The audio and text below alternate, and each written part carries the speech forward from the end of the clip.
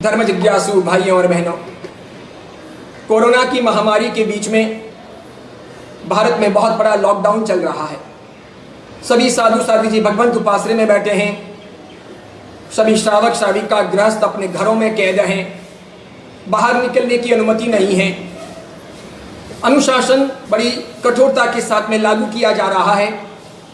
स्वतः ही समाज में लोगों में जागृति आ रही है और इसलिए समझदार लोग जानबूझकर समझदारी का परिचय देते हुए घरों में बैठे हैं, संक्रमण को रोक रहे हैं और इस प्रकार इस महामारी से एक बहुत सुंदर संघर्ष कर रहे हैं। इसका दूसरा पहलू है कि दुकानें बंद हैं, होटलें बंद हैं, कारोबार बंद हैं, विद्यालय यानी स्कूलें बंद हैं, प्रवचन बंद हैं, भगवान की उपासना के लिए मंदिर इत्यादि पर ताले लगे हैं, वहाँ जाना प्रतिबंधित हैं, सारी गतिविधियाँ रोक दी गई हैं और इस प्रकार बड़ी मात्रा में आर्थिक, बड़ी मात्रा में मानसिक, शारीरिक या ज्ञानाभ्यास से संबंधित नुकसान हो रहा है। लेकिन इन सब के बीच में अभी 2 दिन पहले सरकारी आदेश के अनुसार शराब की दुकानों को खोलने की अनुमति मिल गई। वो जैसे ही मिली, शराबी लोग पागल हो उठे। सबके मन में होने लगा जैसे कोई स्वर्ग की उन्हें अनुभूति होने वाली है। शराब पी पी करके वे कोई अमर बनने वाले हैं। जैसे ही दुकानें खुली, कहीं कहीं पुलिस पहुंची। किसी ने पुलिस का सुना, किसी ने नहीं सुना। बहुत जगह पर प्रशासन और पुलिस पहुंच नहीं पाई। दुकानें खुली। दुकानें खुलने के पहले ही वहां भीड़ लग गई, लंबी लंबी कतारें लगी। महाराष्ट्र के 17 शहरों में शराब की दुकानों को खोलने की अनुमति मिली।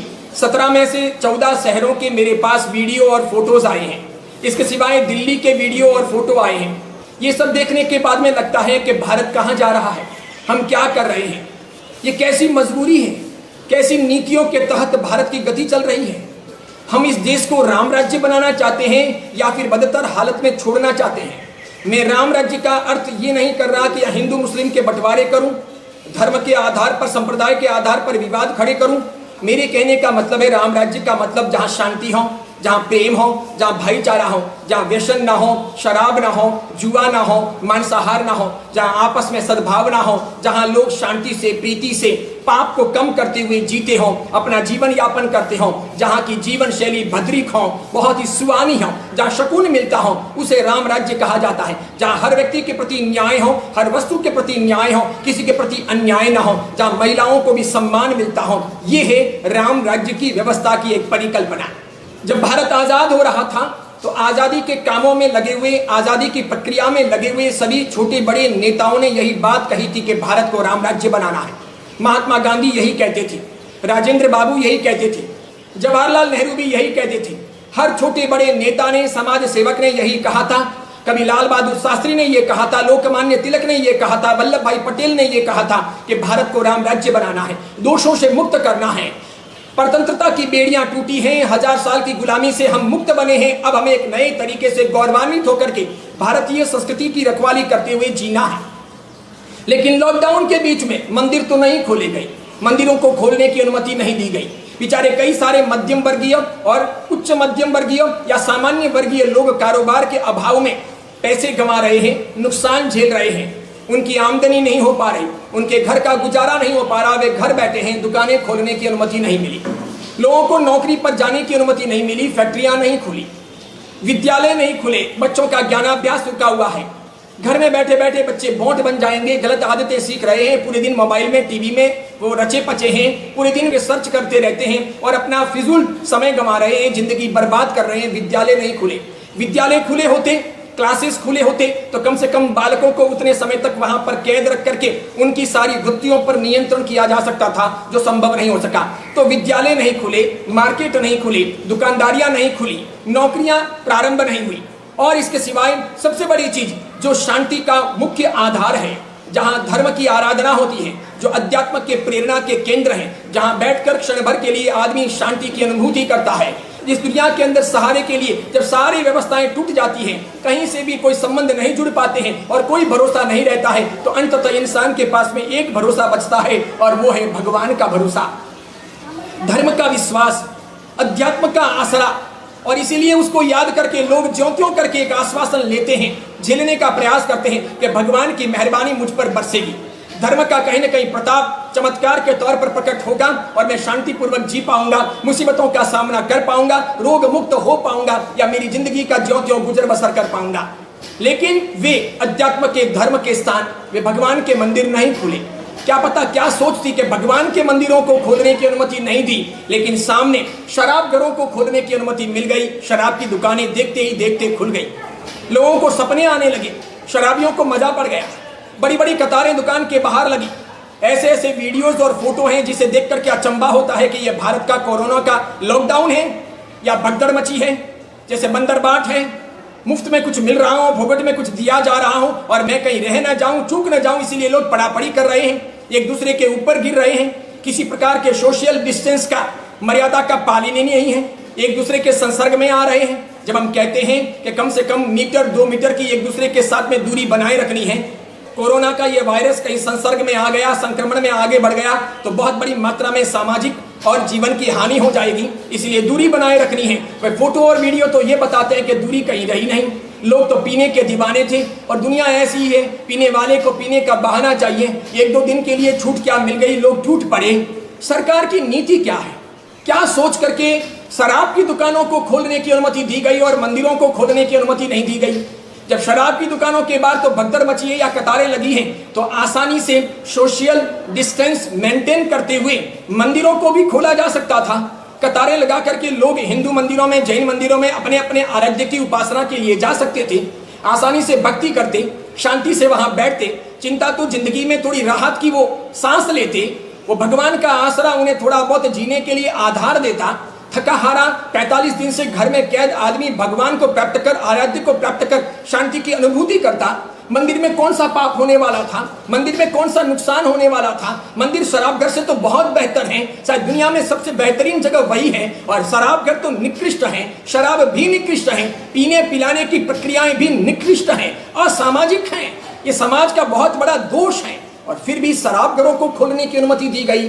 विचार आता है सरकार की ऐसी क्या मजबूरी थी? क्या सरकार लोगों को दोष मुक्त करना चाहती है, दुख मुक्त करना चाहती है, या रेवेन्यू इकट्ठा करना चाहती है, धन कमाना चाहती है? इरादे क्या थे? मैं मोदी जी से पूछना चाहता हूं। जरूर ये मेरा कोई स्टंट नहीं है, मैं प्रदर्शन के लिए प्रवचन नहीं दे रहा, मैं मोदी जी को रूबरू कभी मिला नहीं हूं, कोई मोदी जी से मुझे मिलना है इसलिए प्रवचन नहीं दे रहा। मुझे मोदी जी से और कोई गिला शिकवा नहीं है, अच्छे इंसान हैं, भले आदमी हैं। भारतीय राजनीति में एक नया व्यक्तित्व देखने को मिल रहा है, भली भांति वे राज्य शासन का संचालन कर रहे हैं, कई सारी चीजों में उन्होंने न्याय किया है। लेकिन मैं पूछना चाहता हूं कि शराब की दुकानों को खोल करके क्या हासिल हुआ, क्या न्याय मिला, कौन सा औचित्य सिद्ध हुआ? ये भारतीय संस्कृति की कौन सी सेवा है, ये हिंदू परंपरा की या महान भारतीय गुणों की कौन सी उपासना है? शराब से हासिल क्या होता है, शराब से क्या मिलता है? सरकार की ऐसी क्या मजबूरी है कि उसने मंदिर नहीं खोले, स्कूलें नहीं खोली, लेकिन शराब घरों को खोलने की अनुमति दे दी? इसका मतलब हुआ कहीं न कहीं मोदी जी शराबियों से घिरे हैं, या आसपास के लोग जो शराबी हैं उनका मोदी जी पर बहुत बड़ा प्रभाव है, या मोदी जी अकेले निर्णय लेने में सक्षम नहीं है। मोदी जी ने जरूर चाय बेची होगी, मुझे लगता नहीं वे चाय पीते होंगे, क्योंकि वे तो भारतीय योग साधना में विश्वास करते हैं, प्राणायाम करते हैं, नियमानुसार नीतिमत्ता पूर्वक जीते हैं। आज भी मध्यम सामान्य परिवार के अनुसार ही उनकी जिंदगी का गुजर बसर हो रहा। उनकी माँ वैसी है, उनके परिवारजन वैसे हैं, उनके घर में किसी प्रकार की आधुनिकता देखने को नहीं मिल रही।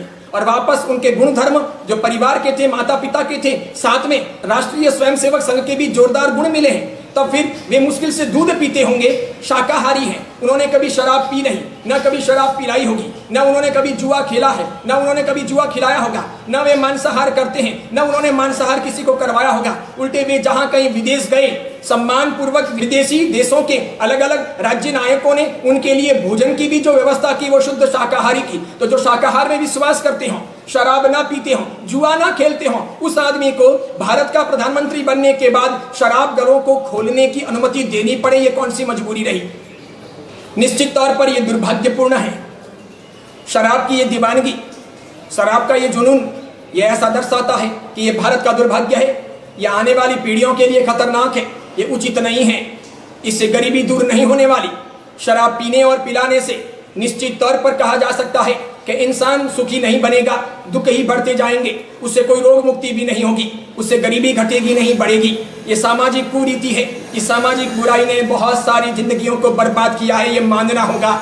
शराब मनुष्य के विवेक को समाप्त कर देता है। विवेक के अभाव में शराबी आदमी कई सारे गलत कार्य करता है, जिंदगी को तबाह कर लेता है, पाप का आचरण कर लेता है, खोटे निर्णय ले लेता है, उत्तेजना में चला आता है, मारपीट कर लेता है। शराब की वजह से विवाद बढ़ते हैं, कई सारे घरों के बंटवारे होते हैं, परिवार टूट जाते हैं। कई पत्नियां आज रो रही, कई बच्चे आज शराबियों की वजह से बिलक रहे। जिनके पापाओं ने बहुत शराब की लत लेकर के जीवन आगे बढ़ाया, वे घर तबाह हो गए। उनका भगवान भी सहारा नहीं बन सके। उन्होंने बहुत बड़ी मात्रा में पैसा खोया। शराब आगे जाकर के गलत दोस्त लाता है। शराब मांसाहार की ओर आकृष्ट करता है। शराब धूम्रपान भी लाता है। शराब जुआ खिलवाता है।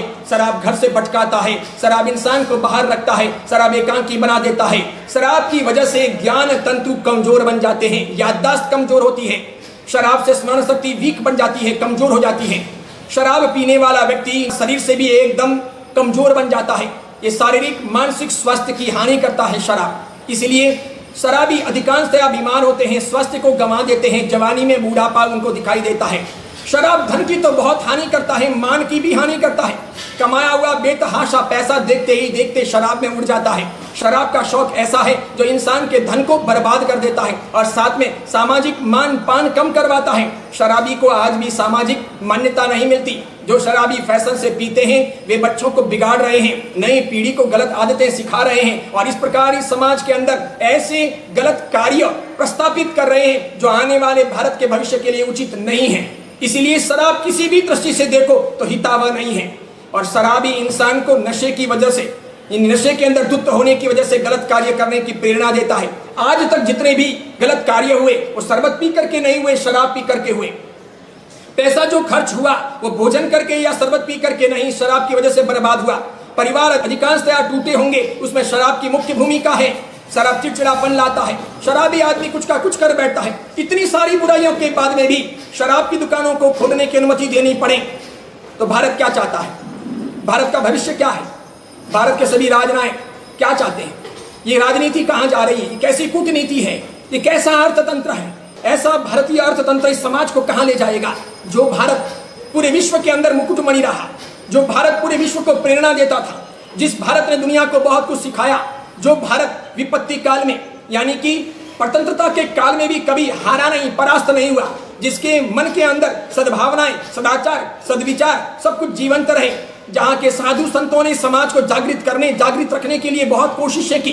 तो 1000 साल की गुलामी के बीच में भी भारत ने धर्म नहीं छोड़ा, संस्कार नहीं छोड़े, सभ्यताएं नहीं छोड़ी, संस्कृति के महान अवदान त्याग नहीं दिए और इसके सिवाय अपने जीवन की अच्छाइयों को तिरोहित नहीं किया, उन्हें अपना करके रखा। स्वतंत्रता के काल में भी भारत ने कभी गलतियां नहीं की, अच्छाइयों को बरकरार रखा, जिंदगी को बर्बाद नहीं होने दिया, युवा जगत को संभाला, बालकों को गलत संस्कार नहीं मिलने दिए। इस आधुनिकता ने क्या कर दिया?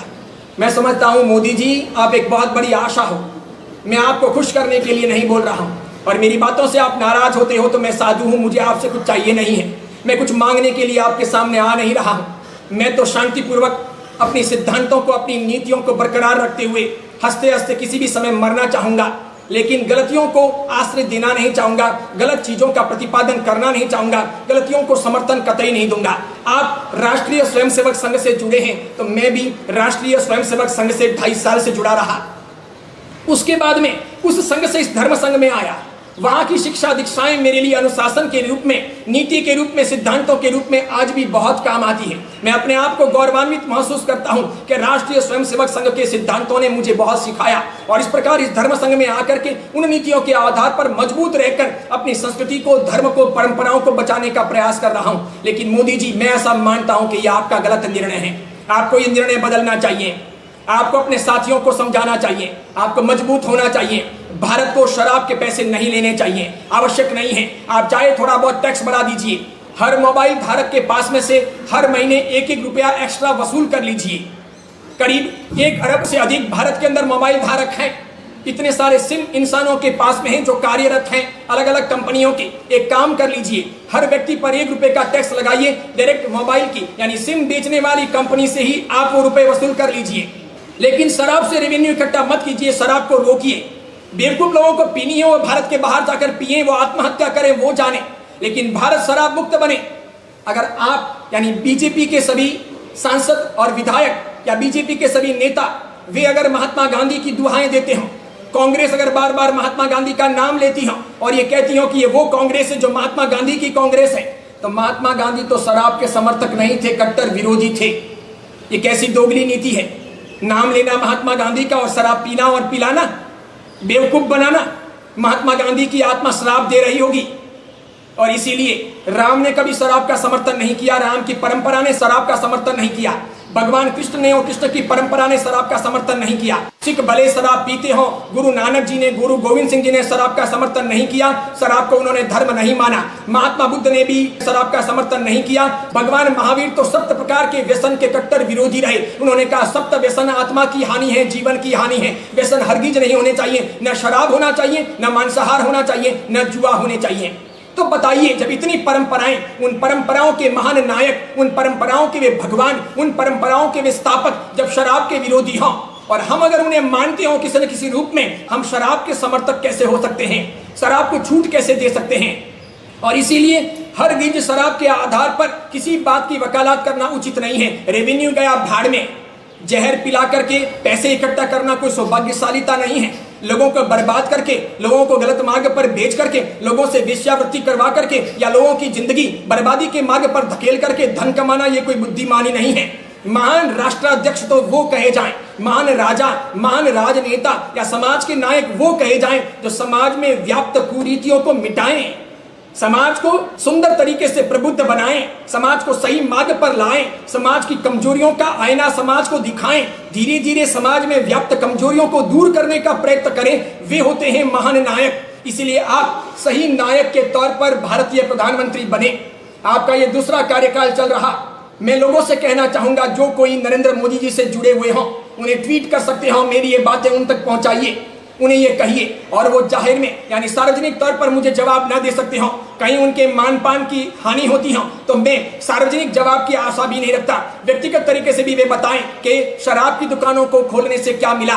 भारत की ऐसी कौन सी नीति है, कौन सी ये मजबूरी है कि एक तरफ शराब की दुकानें खोली जाएं, दूसरी तरफ बड़ी मात्रा में लोग जुआ खेलें, जुआ घरों को परमिशन मिलने की तैयारी है। तीसरी तरफ कोरोना के लॉकडाउन के बीच में भी भारत से जिंदे पशुओं का निर्यात हो और वो टूना बंदरगाह से रुक गया तो रत्नागिरी के आसपास के बंदरगाहों से रवानगी करने के लिए बड़ी मात्रा में वहां पर भेड़ और बकरों को लाया जा रहा। सारे नियम ताक पर रखे जा रहे, उनको 14 दिन के लिए कहीं परीक्षण में रखा नहीं जा रहा और वेटरनरी डॉक्टर उनकी तलाश भी नहीं कर रहे। ये सब कुछ बवंडर चल रहा, सब घालमेल चल रही। तब ऐसी हालत के अंदर शराब की दुकानों को खोलना किसी भी हालत में उचित नहीं है। प्रधानमंत्री जी नरेंद्र मोदी जी, याद कीजिए, कभी आप हरिद्वार गए थे 2017 में। मैंने उस कार्यक्रम की स्क्रिप्ट पढ़ी थी। 2017 में हरिद्वार में एक हिंदू आश्रम के कार्यक्रम में आप सम्मिलित हुए थे अतिथि के तौर पर। वहां आपने अपने वक्तव्य में यह कहा था कि शराब भारत के युवाओं को बर्बाद कर देगा। युवा पीढ़ी को बचाने के लिए शराब से मुक्त करना अत्यंत आवश्यक है। शराब की लत, ये नशा भारतीय युवा पीढ़ी के लिए बहुत बड़े खतरे की घंटी है। ये आपके शब्द थे, आपने कहे थे, आप बोले थे। 2017 में आप बोले हैं, तो अभी दुकानों को खोलने की अनुमति देने के लिए, यानी शराब की दुकानों को, शराब घरों को खोलने की अनुमति देने के लिए आपने ये नहीं सोचा कि शराब युवाओं को बर्बाद कर रहा है। शराब हमारी सामाजिक समस्या है। समाज से रेवेन्यू भले आता हो, रेवेन्यू तो दूसरे तरीकों से भी आप आराम से प्राप्त कर सकते हो, कोई भी रास्ते आप अख्तियार कर सकते हो। कई रास्ते हैं जिनके आधार पर आपके अपने आर्थिक तंत्र को संभालने वाले लोगों से मशवरा करके आप नया इंतजाम कर सकते हो। मोबाइल धारकों पर 1-1 रुपए का टैक्स लगा सकते हो, प्रति महीने 1 रुपया लेना। जो व्यक्ति 299 रुपए का रिचार्ज कराता हो 300 का करवा देगा, 1 रुपया आप ले लेंगे। 1 अरब ऐसे सिम धारक हैं तो 1 अरब रुपए प्रति महीने आपको शराब की बदौलत मिल जाएंगे, सिर्फ सिम कार्ड से मिल जाएंगे। ये कम सस्ता भी है, सरल भी है, किसी को भार रूप भी नहीं होगा। शराब की दुकानों को खोलने की अनुमति क्यों दो? क्या आपको अभी याद नहीं कि शराब से युवा बर्बाद हो जाएंगे? कांग्रेस के दिग्विजय सिंह जी कभी मध्य प्रदेश के मुख्यमंत्री थे। उस काल में मैंने नीमच में चतुर्मास किया था। फिर नीमच से इंदौर तक, इंदौर से नीमच तक मैं संस्कार आंदोलन के अंतर्गत यात्रा पर निकला था। जगह जगह मैं सार्वजनिक प्रवचन दे रहा था। उस जमाने में 99 दिनों में मैंने 99 सार्वजनिक प्रवचन दिए थे। बड़ी बड़ी सभाओं को संबोधित किया था। सदाचार जीवन में स्थापित हों, लोग व्यसन मुक्त बने, आपसी भाईचारा बना रहे, और इस प्रकार हम धर्म के मार्ग पर आगे बढ़े, बच्चों को अच्छे संस्कार दें। ये मेरे संस्कार आंदोलन की उस पदयात्रा के सूत्र थे।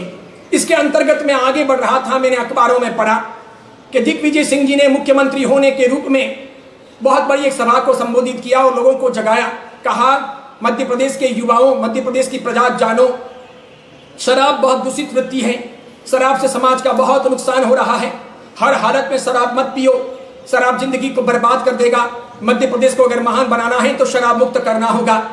ये बातें बहुत बड़ी हेडलाइन के साथ में सभी प्रिंट मीडिया में छपी, मेरे पास में सभी अखबार आए, देख करके मैं खुश हुआ। दूसरे एक दिन मेरी बहुत बड़ी सभा थी। मैंने मुख्यमंत्री जी की इस बात को, दिग्विजय सिंह जी की इस बात को लेकर के सभा में उन्हें साधुवाद दिया कि आपने बहुत बढ़िया काम किया है, धीरे धीरे मध्य प्रदेश को शराब मुक्त करने की दिशा में आपको आगे बढ़ना चाहिए। थोड़े दिन के बाद में किसी एमपी के कहने से ये दिग्विजय सिंह जी मुख्यमंत्री के रूप में झाबुआ गए। किस लिए गए? एक शराब कंपनी के उद्घाटन के लिए गए। बड़ी मात्रा में उस मध्य प्रदेश के एमपी ने वहां पर भीड़ जुटाई हुई थी। उस भीड़ के बीच में वक्तव्य देते हुए वो बोले कंपनी के उद्घाटन के समय कि खूब पियो, पी करके मजा करो, पीने का आनंद निराला है। दूसरे दिन अखबार में फिर वो चीजें आई, मेरे सामने अखबार पहुंचे, मुझे बहुत बुरा लगा, मेरी आत्मा को ठेस लगी, मुझसे ये नागवार गुजरा। मैंने प्रेस कॉन्फ्रेंस की इंदौर में और मैंने कहा मुख्यमंत्री दोगले हैं।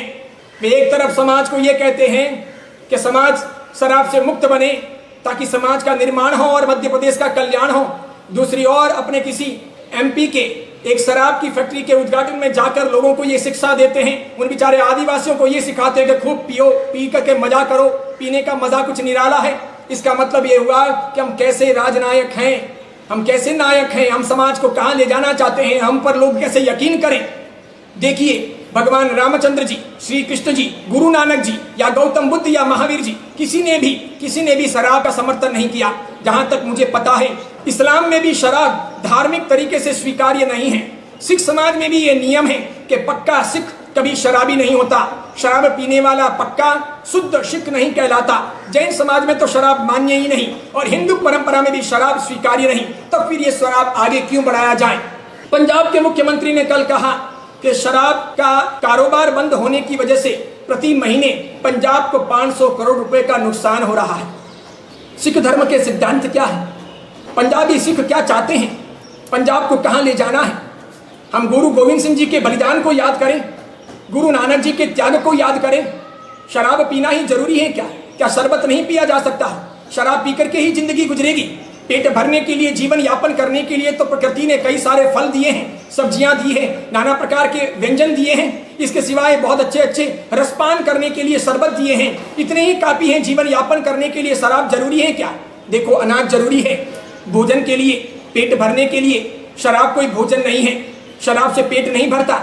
अनाज के बिना तो पेट भरेगा नहीं, अनाज तो आवश्यक है, भोजन के बिना जीवन यापन होगा नहीं, लेकिन शराब के बिना तो मनुष्य जी सकता है। दूसरी बात, भोजन तो गरीबी में भी पीना पड़े, खाना पड़े, अनुपान करना पड़े और जीवन यापन करना पड़े। शराब की ऐसी कौन सी मजबूरी है? और दूसरी बात, ये जो लोग 30 रुपए के अंदर, 35 रुपए के अंदर राशन की सामग्री ले रहे थे, चावल है, आटा है, गेहूं है, ले रहे थे, सरकार का मुफ्त का यानी सस्ते में बिकने वाला वो सामग्री का आधार लेकर यानी वो वस्तुएं लेकर के घर भर रहे थे, वही लोग 150 रुपए के अंदर, 150 रुपए के अंदर शराब का बोतल ले रहे हैं, आसानी से पी रहे हैं। विचार आता है, जो व्यक्ति 150 रुपए में शराब की बोतल खरीद सकता हो, उस आदमी को 35 रुपए की, 30 रुपए की सरकार की सामग्री लेने की आवश्यकता क्या है? और सरकार को भी जो व्यक्ति 150 रुपए की बोतल पी सकता हो, शराब ले सकता हो, उस व्यक्ति को मुफ्त के अंदर ये अनाज या राशन देने की आवश्यकता क्या है? मोदी जी, ये बताइए, गरीब की परिभाषा क्या है? गरीब की व्याख्या क्या है? किसे आप गरीब कहते हैं? भारत में किसको गरीब माने? पालिताना में बहुत बड़ी मात्रा में गरीबों को किट बांटे गए। करीब 95-96 लाख रुपए गरीबों को अनाज देने में, किट बांटने में पूरे हुए। मुझे बताइए, किनको दिए गए? ये किस आधार पर दिए गए? इसके पीछे की नीति क्या थी? मैं पालिताना रहा हूं और पालिताना की अलग अलग गलियों में कई बार मेरा जाना आना हुआ है। गरीब बस्तियों से भी मैं गुजरा हूं। मैंने वहां पर आश्चर्यचकित होकर के देखा था कि पालिताना में क्या, बहुत सारी जगह पर, पालिताना में तो है ही, अन्य जगह पर भी गरीब लोग क्या करते हैं? बहुत सारे गरीब सरकार की जमीन का अतिक्रमण करते हैं या फिर कोई खाली पड़ी हुई किसी सेठ की जमीन पर झोंपड़ा बना देते हैं या फिर फुटपाथ पर अतिक्रमण कर लेते हैं। धीरे धीरे वो झोंपड़ा बड़ा करते हैं, अपना घर फैलाते हैं कच्चे का फिर आधा पका या पूरा पका मकान बनाने का प्रयास करते हैं, अतिक्रमण आगे बढ़ता है। ऐसे बहुत सारे गरीब इकट्ठे होते हैं। फिर खाली करवाने के लिए, उस जगह को मुक्त करवाने के लिए, फुटपाथ को खाली करवाने के लिए सरकार के कोई कर्मचारी आए तो सामने आंदोलन करते हैं, लड़ाई पर उतर जाते हैं। अथवा फिर कोई सेठ साहूकार आए तो उसे मारने पीटने लग जाते हैं। अथवा सरकार के कर्मचारी आए तो भी वो ग्राउंड, वो मैदान वे खाली नहीं करते हैं। वहां उनकी गजब की सिंडिकेट देखने को मिलती है। वे सब संयोजित हो जाते हैं और सभी अतिक्रमण करने वाले एक साथ में धावा बोलते हैं। अंततः सरकार के नाक में वे दम ले आते हैं या फिर उस सेठ के नाक में वे दम ले आते हैं। फिर पैसे देकर के उनका मकान उनको खाली करवाना पड़ता है, झोंपड़े से उनको खदेड़ना पड़ता है। ऐसी नौबतें आती हैं या फिर वो जमीन पचा करके बैठ जाते हैं। ऐसे कई सारे मैंने झोंपड़े देखे, कई सारी ऐसी गरीब बस्तियां देखी जो बिना अधिकार के बनी है, बिना हक की बनी है। यहां से उठाओ वहां जाओ, यहां पैसे दो और जगह जाकर के वो बैठ जाएंगे। और साथ में उन गरीबों के झोंपड़ों में या झोंपड़ों के ऊपर मैंने डिस्क एंटीना देखे। मध्यम वर्गीय परिवारों के अंदर डिस्क एंटीना नहीं, सामान्य व्यक्तियों के यहां पर डिस्क एंटीना नहीं। वे टीवी सीरियल देख नहीं पाते, दूरदर्शन से जो आता है उसी में संतुष्ट होते हैं। और इन गरीबों के यहां झोंपड़ों के ऊपर बड़े बड़े डिस्क एंटीना है। टैक्स से 24 घंटे उनके यहां पर कलर टेलीविजन चलता है। कई सारे झोंपड़ों में तो पालिताना में मैंने डिस्क एंटीना के साथ में एयर कंडीशन लगे हुए देखे। अब झोंपड़े हैं, धर्मशालाओं में जहां एयर कंडीशन नहीं, वहां झोंपड़ों में एयर कंडीशन है। वापस 24 घंटे वो बिजली मुफ्त की, वहां कोई मीटर लगाया हुआ नहीं, क्योंकि अनधिकृत वो जगह है। वहां झोंपड़ा बनाया है या थोड़ा सा मकान बनाया है तो क्या करते हैं, लंगर डाल करके सीधे ही डायरेक्ट टॉवर से ही यानी कि खंबे से ही लाइट ले लेते हैं। कोई बिल भरना नहीं, मुफ्त की बिजली वापर नहीं, कोई कहने वाला नहीं। कोई आए तो सब इकट्ठे हो जाना, सामने वाले पर मारपीट करने का प्रयास करना, और इसे आप गरीब कहेंगे। ये गरीबी है। इस लॉकडाउन के दौरान मेरे पास में 100 से अधिक छोटे बड़े ऐसे संवाद आए, सूचनाएं आई, मैसेज आए, फोटो आए और वीडियो आए, जिसमें गरीब बस्तियों में लोग मिलजुल करके सोशल डिस्टेंस का पालन न करते हुए जुआ खेल रहे हैं। सब बैठे हैं, खेलने वाले 4-5 हैं, देखने वाले 5-25 हैं। सब बैठे हैं और वापस वे 2-5 रुपए नहीं खेल रहे, मात्र ताश के पत्ते नहीं खेल रहे, सिर्फ वे चौकड़ी या कोई रमी नहीं खेल रहे। वो क्या खेल रहे हैं, वे रुपए खेल रहे हैं। बड़ी मात्रा में रुपए लगा रहे हैं। गोद के आसपास में उन्होंने रुपए इकट्ठे करके रखे हैं। गिने तो नहीं जा सकते, लेकिन दिखाई देते हैं फोटो में और वीडियो में कि वे रुपए 5-10 हजार रुपए से अधिक हैं। इतने रुपए खेलने वाला आदमी गरीब कैसे, जिनको दाना पानी नहीं मिलता, 10,000, 15,000, 20,000 रुपए का, जिनको वेतन नहीं मिलता, जिनके 2 महीने से वेतन घर में नहीं आया, आमदनी नहीं हुई, जिनके कारोबार बंद हैं, जो व्यक्ति 30-40 हजार रुपए सब खर्चे निकालने के बाद में कमा करके घर लाता था, उसकी कमाई 45 दिन से रुकी हुई है। गरीब तो उसे कहा जाना चाहिए। उसके सब संसाधन रुक गए, स्रोत रुक गए हैं, वो हाथ भी फैला नहीं सकता। समाज के लोग ये समझते हैं कि वो तो दुकानदारी करता था, उसको क्या तकलीफ होगी, उसके घर में आज खाने खर्चे को पैसे नहीं हैं। ये गरीब लोग तो आसानी से जब रुपए खेल रहे हो तो इनको गरीबी कैसी, किसे हम गरीब कहें। एक तरीके से ये नक्की करना होगा कि किसी भी हालत में जो आदमी शराब पिए उसे किसी प्रकार का सहयोग ना दिया जाए। जो शराब पिए उन्हें कोई किट ना दिया जाए। जो शराब पिए उन्हें कोई सरकार की राशन सामग्री या सरकार की कोई रियायत नहीं मिलनी चाहिए। अगर मिलती है तो वे नेता बदमाशी कर रहे हैं, सरकार गलती कर रही है। ये सब वोट बैंक को मजबूत करने के इरादे हैं। अच्छाइयों के प्रति हम अपना मुंह फेर रहे हैं, ये सिद्ध होगा। इसलिए प्रधानमंत्री जी, और किसी से आशा तो नहीं, लेकिन आपसे गहरी आशा है। मरते मरते भी आप ये काम करते जाइए कि भारत को जुआ से मुक्त कीजिए, शराब से मुक्त कीजिए, कठोर निर्णय लीजिए। हिंदू हो, मुसलमान हो, सिख हो, ईसाई हो, जैन हो, सब पर 1 रुपया हर सिम पर टैक्स लगा दीजिए। वो रेवेन्यू इकट्ठा कीजिए। जुआ हरगिज खेलने मत दीजिए। जैसे कभी आर पाटिल ने मुंबई के अंदर रात के क्लबों को बंद करवा कर लड़कियों के डांस रुकवाए थे।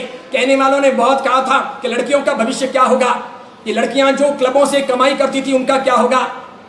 कैसी बेवकूफियां हैं, कैसे हम तर्क देते हैं। अच्छा, लड़कियां नाचें, वेश्यावृत्ति आगे बढ़े, लड़कियों की जिंदगी बर्बाद हो, इसीलिए गंदे काम रुकवाए जाएं और उन लड़कियों के भरोसे उन्हें देख देख करके लालायित होने वाले अन्य लोग बर्बाद क्यों हो, इसलिए अच्छा काम था। ऐसी चीजों को तो व्यापक मात्रा में समर्थन मिलना चाहिए। फिर वो काम हिंदू करता हो, मुसलमान करता हो, सिख करता हो, ईसाई करता हो या जैन करता हो, ये नहीं देखना चाहिए। अच्छाई की तरफ जब कभी भी कोई अंगुली निर्देश करे, वो नन्ना सा बच्चा भी हो और मैं अच्छी कोई बात सिखाता हूं, तो भारतीय संस्कृति के सभी धर्म ये कहते हैं कि गुण ग्रहण बच्चों से भी करने चाहिए, अच्छी बातें बच्चों से भी सीखनी चाहिए, उससे इतराना नहीं चाहिए, कतराना नहीं चाहिए। बच्चा कह रहा है इसलिए उसकी बात सुनी अनसुनी नहीं करनी चाहिए। जरूर मैं सामान्य साधु हूँ, छोटा साधु हूँ, क्या पता जैन साधुओं से नरेंद्र मोदी जी आपको लगाव है या नहीं है, मेरी बातें आपके दिलो दिमाग में उतरेगी या नहीं उतरेगी। लेकिन मैं कहना चाहूंगा सभी लोगों को कि हर समझदार मुख्यमंत्री को, प्रधानमंत्री को, हर समझदार एमएलए को, एमपी को ये प्रयास करना चाहिए कि शराब प्रतिबंधित हो, शराब घर ना खुलें, मंदिर सबसे पहले खोले जाएं, भगवान की आराधना हो। प्रधानमंत्री जी, मैं आपसे कहना चाहूँगा जैन समाज का सदस्य होने के नाते कि हमारे मूर्ति पूजक जैन संप्रदाय में ऐसे लाखों की संख्या में श्रावक श्राविका यानी नर और नारी हैं, पुरुष और महिलाएं हैं, छोटे बच्चे और बड़ी महिलाएं हैं, जिनके ये संकल्प रहता है कि जब तक भगवान की विधि पूर्वक पूजा ना करें तब तक मुंह में पानी नहीं डालेंगे। 45 दिन से भगवान के मंदिरों पर ताले लगे हैं, पूजा नहीं हो पा रही उन लोगों के द्वारा। वे लोग परमात्मा के दर्शन, पूजन, वंदन से वंचित हैं और इसलिए दर्शन, पूजन और आराधना से वंचित हैं, इसलिए उन्हें बहुत दर्द होता है, दुख होता है। वे घर में रोते हैं, मासूमियत के तौर पर बैठे हैं, मन ही मन में अपने आप को कोसते हैं। वे सोचते हैं कैसे दिन आ गए, भगवान की पूजा नहीं हो रही, भगवान के दर्शन नहीं हो रहे, संकल्प टूट रहा।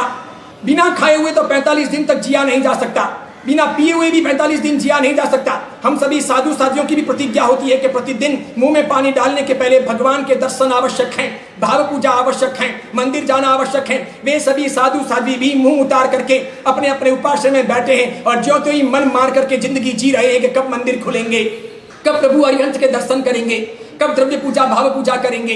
जब ऐसी मनस्थिति हो और वे लोग सब घर बैठे हों तो उनका ध्यान रखे बिना या हिंदुओं के मंदिरों को खोले बिना या सबको उपासना के लिए अवसर दिए बिना अच्छे नियम लगा करके ये काम किए जा सकते थे। आपने शराबघर खोलने की अनुमति दे दी और देखो इतनी बड़ी मात्रा में भीड़ भाड़ हुई मुंबई में 2 दिनों में कि सोशल डिस्टेंस की सारी मर्यादाएं टूटी, प्रशासन भी उन पर काबू नहीं ला सका, बहुत परेशानी होने लगी। और ऐसी स्थिति के अंदर क्या रास्ता था, अंततः कलेक्टर को निर्णय लेना पड़ा कि शराब की दुकानें वापस बंद की जाएं। यानी लौट के बुद्धू घर को आए, 2 दिन के लिए तमाशा किया, सोशल डिस्टेंस टूटा, जिन जिन में संक्रमण था दूसरों को लग जाएगा, थोड़े दिन के बाद में वो संक्रमण बाहर आएगा। यानी मुंबई में और महाराष्ट्र में फैल रहा कोरोना और फैलेगा, हाथों हाथ बेचारे निर्दोष लोग बर्बाद होंगे। ये 2 दिन के तमाशे में ऐसा सब देखने को मिलेगा। सच कहूँ आने वाला समय उचित नहीं है, सौभाग्यप्रद नहीं है, नियंत्रण अत्यंत आवश्यक है। ऐसे में शराब और जुए की अनुमति नहीं दी जानी चाहिए, क्लबों को नहीं खोला जाना चाहिए, होटलों को खोलने की अनुमति नहीं मिलनी चाहिए। जहां कहीं भी पाप होते हो, अभद्र व्यवहार होते हो, वेश्यावृत्तियां होती हो, वो सभी चीजें प्रतिबंधित होनी चाहिए। यही अवसर है सब पापों को रोकने का। और दूसरी एक बात, जो शराबी 45 दिन तक घर में बैठ करके बिना शराब के रह सका, अगर थोड़े दिन और शराब की दुकानें बंद कर दी होती तो शायद शराब की लतें कम होती, मजबूरी में भी उसे शराब छोड़ना पड़ता। अब जैसे गुजरात है, गुजरात में शराब सरकारी तौर पर प्रतिबंधित है, लेकिन हमने पहले भी महसूस किया, हम आज भी महसूस करते हैं। जैसे गुजरात के महान जैन तीर्थ पालिताना के अंदर शराब की कई सारी इलीगली भट्टियां चलती हैं। उन इलीगली भट्टियों में बहुत सारा देशी शराब बनता है। जिन लोगों को जैन सहायता के तौर पर पालिताना के अंदर अनाज के किट बांटने गए, उसमें से बहुत सारे ऐसे लोग हैं जो शराब पीते हैं या शराब बनाते हैं। क्योंकि तो इतनी सारी मात्रा में पालिताना में शराब बनता है, 100 से अधिक भट्टियां हैं, तो ये शराब कहाँ जाता है? नदी में ढोलते हैं, शत्रुंजय की नदी में पधराते हैं उसे, या गटर में डालते हैं। ये बिकता है, लोग खरीदते हैं और इस प्रकार वो शराब कहीं ना कहीं लोगों के पेट में जाता है। जिनको किट बांटे ये वही लोग थे जो शराब पीते हैं। तो फिर आपने जिनको दान दिया उसका क्या फायदा रहा? जो जुआ खेलते हो उनको आप दान दो, जो शराब पीते हो उनको आप दान दो। और उसी प्रकार ये गुजरात के अंदर शराब बंदी है तो फिर चोरी छिपे बहुत बड़ी मात्रा में शराब आता है, महंगा शराब बिकता है। कई सारे प्रशासनिक अधिकारियों को और पुलिस को पता होता है, उन सबकी मिली भगत होती है, ये पीते भी हैं, पैसे लेते भी हैं और पिलवाने या बिकवाने की व्यवस्थाएं भी कर लेते हैं। और जिन लोगों के पास में बहुत पैसे होते हैं और तमाशा करना होता है, वे लोग शराब पीने के लिए साफ उतारा चले जाते हैं। कहने को तो कहते हैं गर्मियां दूर करने के लिए जा रहे हैं, ठंडे मौसम की हवा खाने के लिए जा रहे हैं, मौज मस्तियां करने जा रहे हैं। साफ उतारा बिल्कुल बॉर्डर पर आया हुआ है, यानी कि सीमा पर आया हुआ है महाराष्ट्र के। तो साफ उतारा से आसानी से सड़क मार्ग से या चलते चलते महाराष्ट्र में जा सकते हैं। और बिल्कुल साफ उतारा की महाराष्ट्र बॉर्डर पर, यानी गुजरात जहां पूरा हो और महाराष्ट्र जहां शुरू हो, सैकड़ों की संख्या में शराब की दुकानें हैं। लाइन सर, वहां पर आपको अनाज मिले ना मिले, इडली डोसे मिले ना मिले, अथवा कोई चॉकलेट या बिस्किट मिले ना मिले, शराब हर दुकान पर मिलेगी। और वहां पर बहुत बड़ी मात्रा में गुजरात की गाड़ियां खड़ी रहती हैं, लोग आसानी से शराब पीते हैं और वापस महाराष्ट्र से गुजरात में चले आते हैं पवित्र बनने के लिए। इसीलिए मुख्यमंत्री जी, प्रधानमंत्री जी, सभी लोग आप सोचिएगा, मेरी बातों को गलत मत लीजिएगा।